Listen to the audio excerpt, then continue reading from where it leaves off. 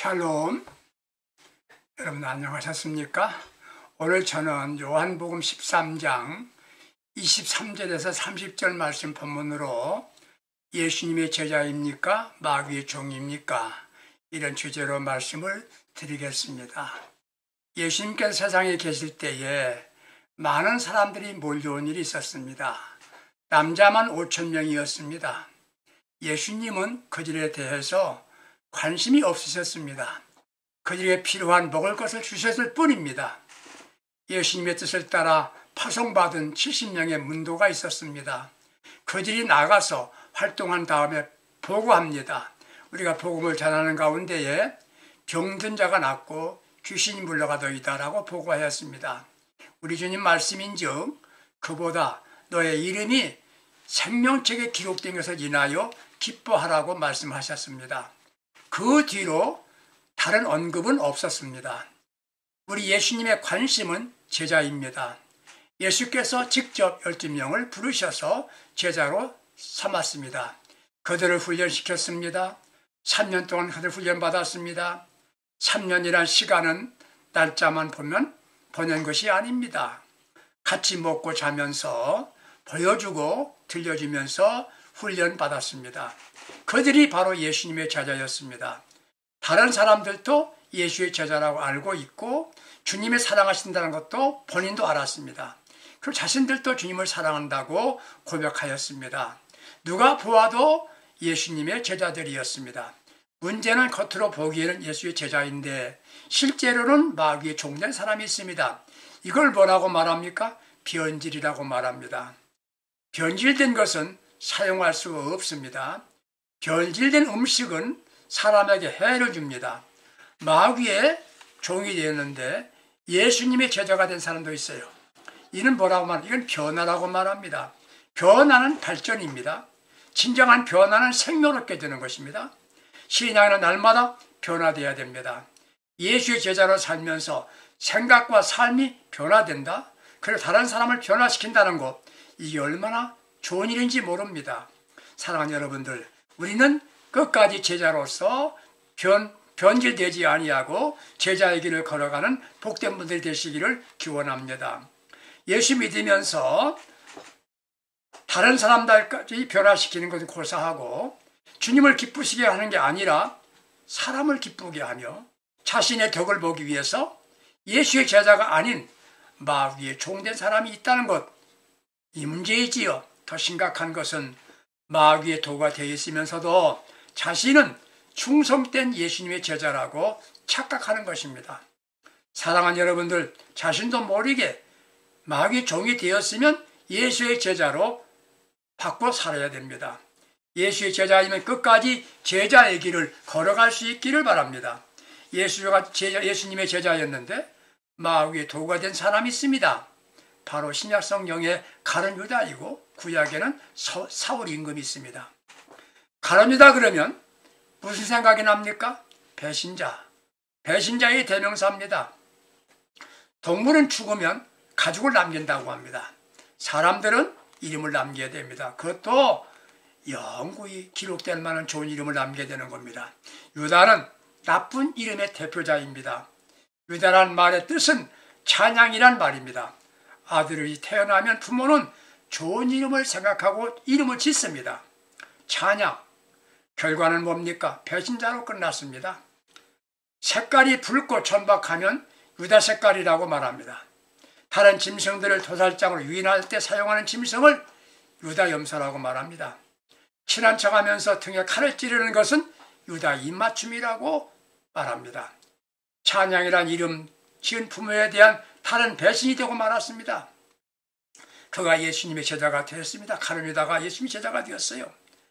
가룟 유다란 말은 가롯지방 사람이란 말입니다. 이 지역은 유다 남방입니다. 다른 제자들은 북방 갈릴리 지방 출신인데 남방 출신도 예수님의 제자가 되었다는 것이지요. 제자로 선택받은과 동시에 그는 예수님이 주신 능력을 받았습니다. 마태복음 10장 1절 이하 보게 되면 제자에게는 능력을 주셨습니다.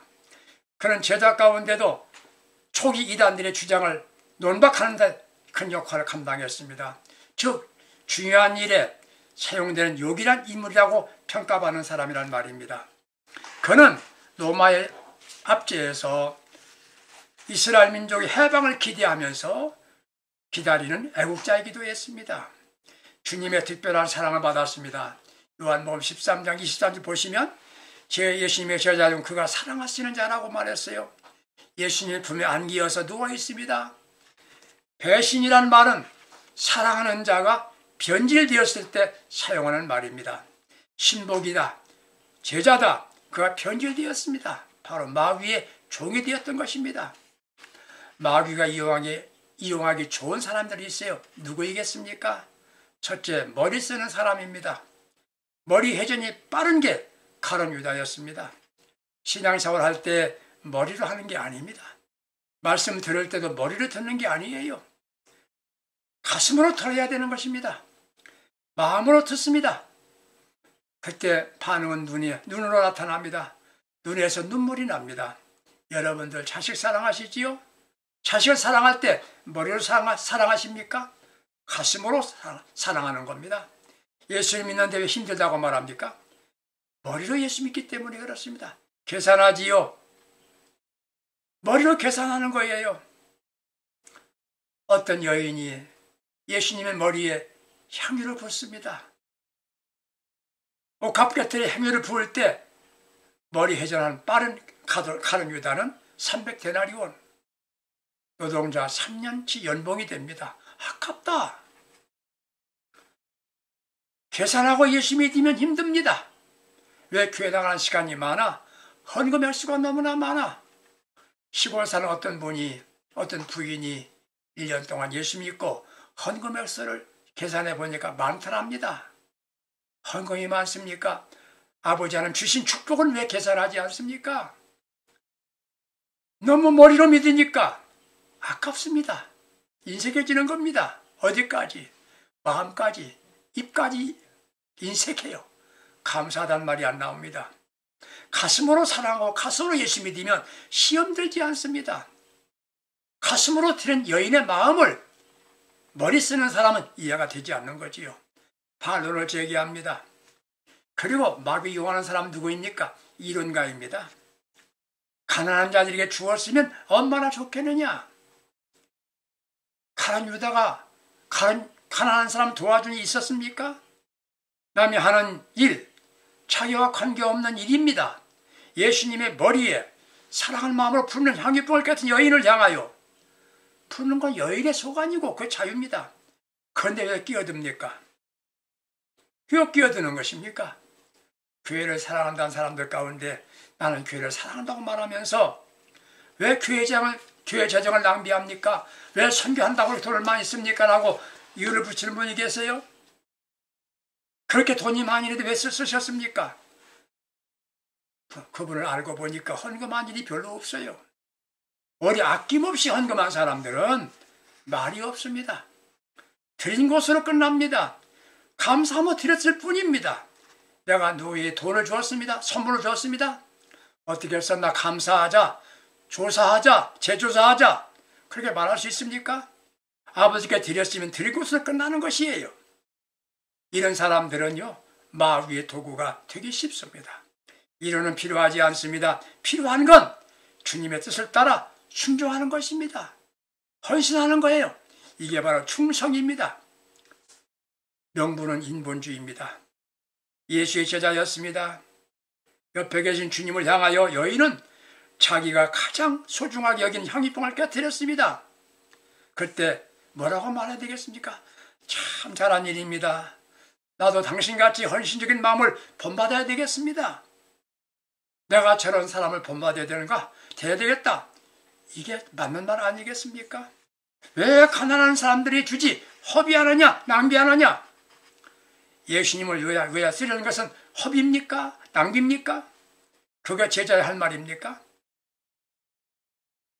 자기 아내 남편을 섬길 줄 모르는 이들이 남의 아내, 남편 좋은 줄 말합니다. 노인들이 조심할 게 있습니다. 넘어지면 안 됩니다. 왜 넘어집니까? 미끄러지면 넘어지지요. 그보다 중요한 건 뭡니까? 중심을 잃어버리면 넘어집니다.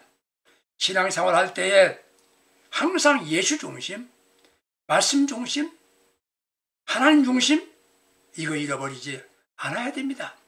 이걸 잃어버릴 때 자기도 모르게 넘어지게 됩니다. 사람 중심, 인본주의, 세상 따라가는 세속주의, 편하게 살자고 하는 편리주의, 이것이 신앙이 넘어지게 하는 원인이 되는 것입니다.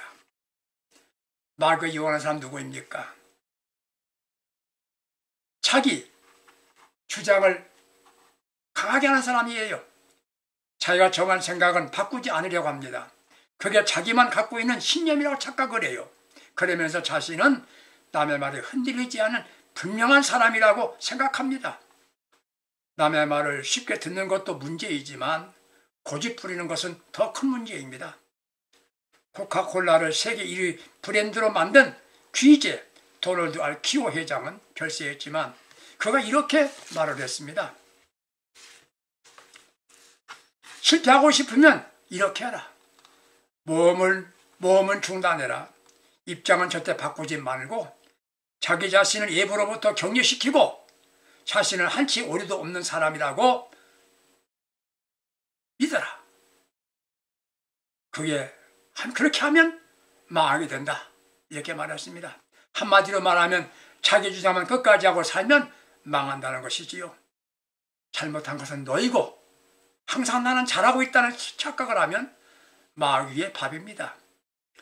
가룟 유다의 주장은 변함이 없었습니다.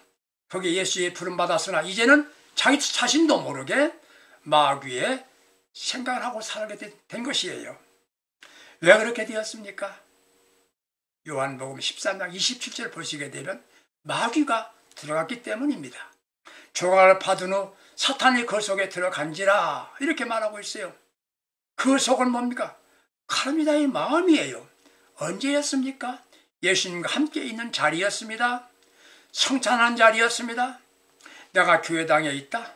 거룩한 성찬하고 있다. 예배드린다. 그 순간에도 사탄은 내 마음속에 들어올 수 있다는 것입니다. 사탄이 내 마음에 들어왔다는 것은 뭘 말합니까?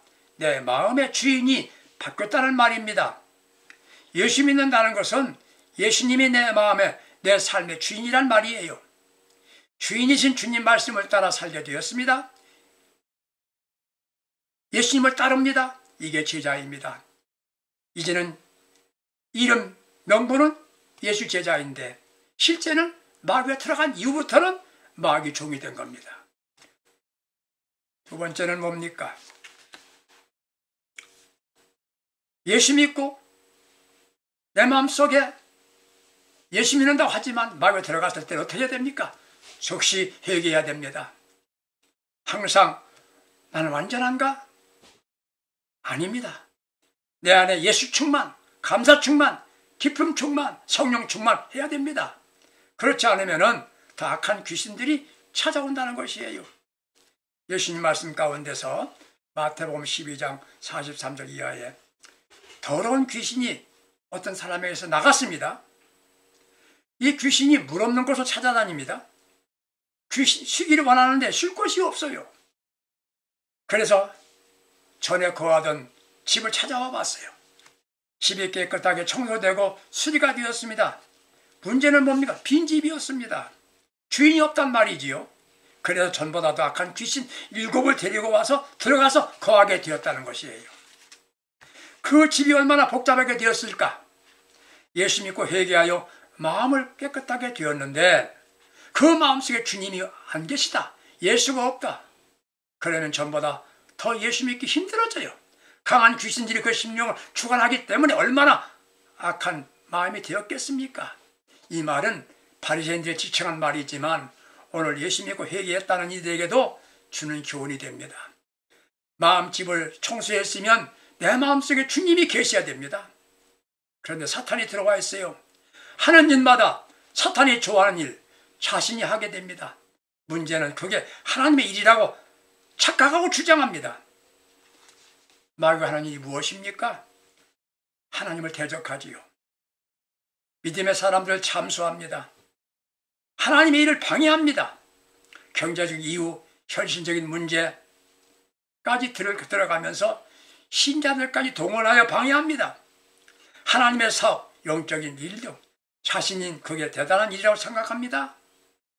가룟 유다, 예수님께 기름 부은 여인을 시비한 것처럼 말이지요. 이간질합니다. 성도와 성도를 화목을 깨뜨리게 만듭니다. 항상 원망하고 불평하게 만들고 시기하고 질투하고 분쟁을 일으킵니다. 이게 바로 사탄의 종이 하는 것이에요. 속입니다. 거짓말 잘합니다. 사이비 교주가 바로 사탄이 들어간 사람들이에요. 우리 마음속에 주님의 영으로 충만하지 아니하면 이런 결과를 가져온다는 것이에요. 여러분, 나 하나뿐이야 어때? 그게 아니면 여러분 참으로 중요한 분들입니다. 일생 동안 충성하고 섬기며 산 것 같은데 실제는 마귀적으로 살지 않았는가? 그로 인해서 자신과 주의를 넘어지게 주님의 일을 잘못되게 만들지 않았던가? 하나님께서 여러분 한 사람이 주의 종으로 살기를 원하십니다. 한 사람의 종으로 살기 원하십니다. 하나님은 내가 주님의 종으로 살기 원하십니다. 여러분 한 분은 중요한 분입니다. 귀중한 분입니다. 이 시대에 필요한 분이에요. 20대 80이란 이 법칙 여러분 아시지요? 19세기 이탈리아 경제학자인 빌프레도 파레토가 정립한 학설입니다. 20의 원인은 80의 결과를 산출할 수 있다는 것입니다. 이 말은 영적인 사람 20%만 있으면 교회를, 나라를 확 바꿀 수 있다는 말이지요. 여러분 한 사람이 얼마나 중요한지 알아야 됩니다. 한 사람의 중요성 제가 설명해 보겠습니다. 1645년 올리너 크로멜이 영국의 통치권을 장악합니다. 투표했어요. 한 표 차이로 당선된 겁니다. 1649년 한 표 차이로 영국 찰스 1세가 처형당합니다. 한 표 차이로 처형당하게 된 겁니다. 1776년 한 표 차이로 미국은 독일어 대신에 영어를 국어로 채택되었습니다. 1923년 한 표 차이로 히틀러는 나치당을 장악하게 되었습니다. 역사의 혼란기에 한 사람이 중요합니다. 하나님께 100% 헌신한 한 사람, 바로 여러분들, 하나님의 당신의 종으로 사용하신 한 사람이 필요합니다. 엘리야 같은 영적 지도자, 모세 같은 하나님께 사용하신 하나님의 종이 요구됩니다. 이게 목회자이건 평신도이건 관계없습니다.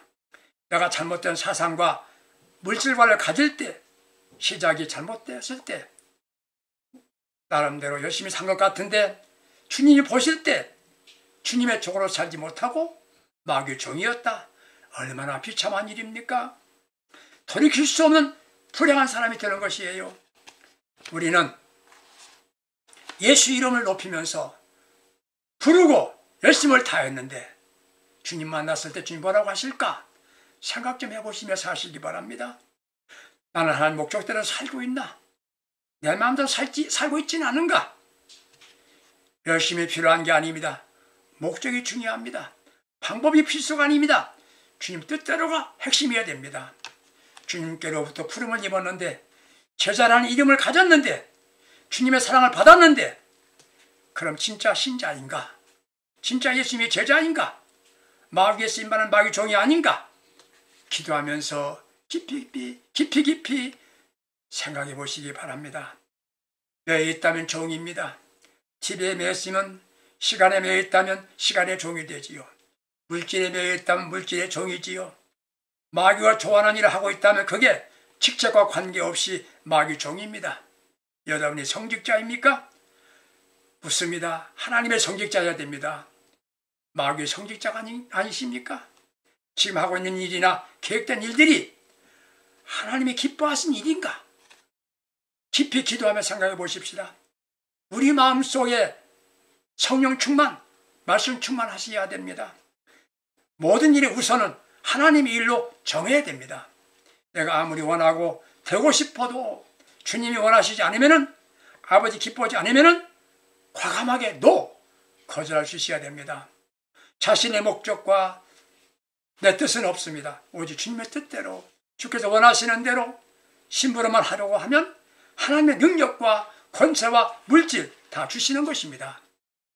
마지막 주님 앞에 서는 날 너는 나의 종으로 살다 왔구나 인정 칭찬 듣고 주님이 마련하신 멸류관 받는 귀하신 분들 예수님의 제자로 힘있게 살아가는 복된 분들 되시기를 주님의 이름으로 축원합니다. 감사합니다.